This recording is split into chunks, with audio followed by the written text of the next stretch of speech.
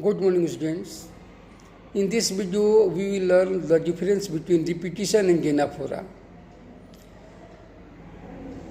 There is a poem, Fire and Ice, in class 10, in the book First Flight.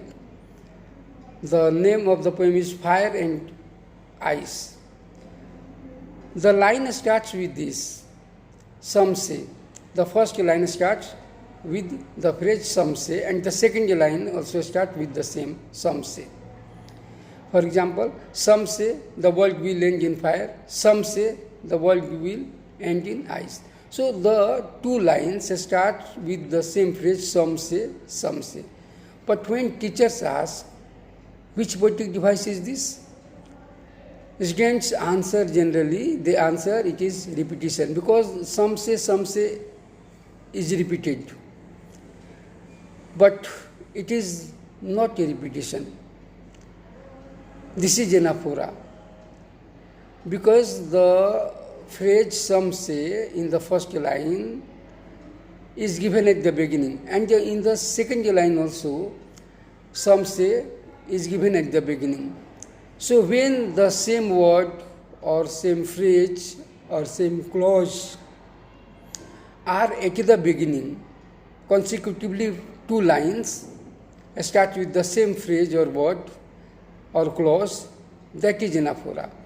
But if I take this line from the rhyme of ancient Mariner written by S.T. Coleridge, water everywhere but not a single drop to drink.